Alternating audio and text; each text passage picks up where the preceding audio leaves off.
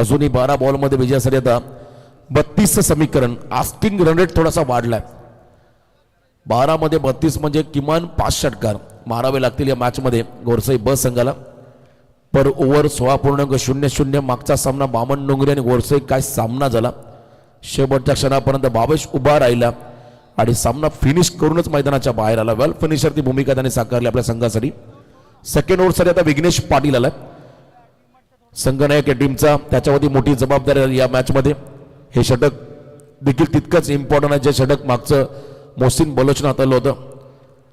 प्रत्येक ओव्हरला मात्र विशेष महत्त्वाचं दिलं जाईल कारण समोर गोरसे ब संघ आहे. एखादी संधी जर तुम्ही या संघाला द्याल त्या संधी सोनं करतील असे हे सर्व खेळाडू. मानमित गोल्डन आर्म असं म्हणतात का तर भावेश पवारला तो नॉन स्ट्रायकिंग एंडला उभा आहे. त्याच्या बरोबरने आपण पहिला स्ट्रायकिंग एंडला खेळाडू असेल मेघनाथ केणे. मग असावे मेघनाथ केणे त्या ठिकाणी स्ट्रायकिंग एंडला.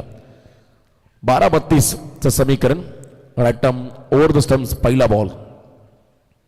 पुन्हा एकदा या ठिकाणी फ्लिक करायचं होतं बॉलला. पॅट लाईनचा चेंडू वेगवान थ्रो झाला. थ्रो ॲक्युरेट झाला असता तर कदाचित संधी निर्माण झाली असती. संधी होती लेग बाईट्सच्या स्वरूपात आणखीन एक रन ऍड होईल. 11 बॉल 31चं समीकरण या मॅच मध्ये आलंय. मॅच ऑन आहे. सामना अजूनही बॅलन्स आहे कारण भावेश पवार मैदानामध्ये उभा आहे. जरी चेंडू आणि धावमधलं अंतर जास्त असलं तरी अंतर कमी करायला वेळ जास्त लागणार नाही भावेशला. पण एका बाजूला जर का भावेश पवारचा विकेट मिळाला तर मात्र आणखी मजा नाही या मॅच मध्ये. 11-31चं समीकरण.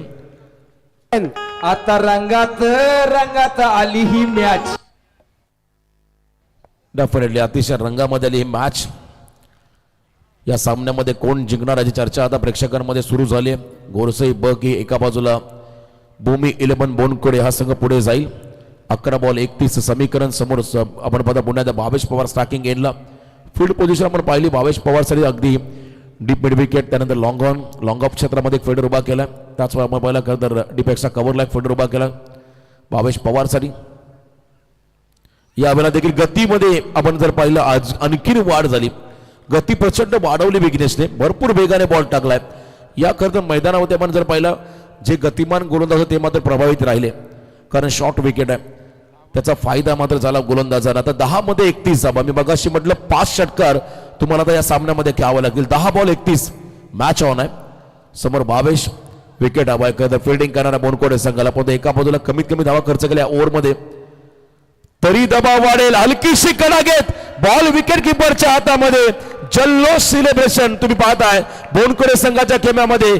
आनंदाचं वातावरण. विकेट मिळालाय भावेश पवारचा. कहाणी मेटवीस. 9 बॉल 31. आता रंगात आली ही मॅच. आता रंगात आली ही मॅच.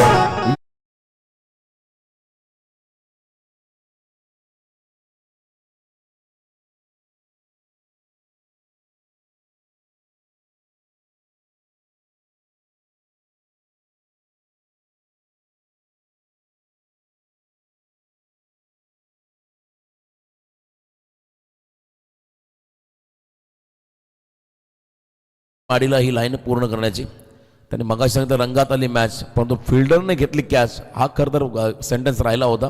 म्हणजे इथे आपण पाहिला विकेट किपरने अफलातून झेल टिपला भावेशचा. त्यानंतर मैदानाकडे चाललाय किशोर मुकादम. 9 बॉल विजयासाठी आता 31चं समीकरण. परशुराम साठे विकेट किपरच्या भूमिकेमध्ये. स्वप्नील नाईक या मॅचमध्ये दिसत नाहीयेत. परशुराम साठे विकेट किपर आपण त्यांना पाहताय. चांगला झेल टिपला त्या ठिकाणी. 9 चेंडूमध्ये 31. हे 3 बॉल देखील फार महत्वाचे आहेत. इथे जर का एका दुसरा मोठा फटका आला तरी हा मॅच बॅलन्स राहील. हा सामना बॅलन्स तुम्हाला होताना पाहायला मिळेल. विघ्नेशचं षटक. याही वेळेला आपण पाहिला ब्लाइंड स्ट्रोकचा प्रयत्न. कहीं पे निगाह है कहीं पे निशाणा. आणि इथे आपण पाहिला अंगाला स्पर्श करून त्या ठिकाणी शरीराला वेधून मात्र बॉल निघाला. शॉर्ट थर्ड मॅनला लेग बायच्या स्वरूपात सिंगल डबल आली तरी चालेल परंतु मोठा फटक्यांपासून वंचित ठेवायचा आहे या ठिकाणी फलंदाजांना. हाच अप्रोच मात्र गोलंदाजांनी दाखवला. आता 8 बॉल 30.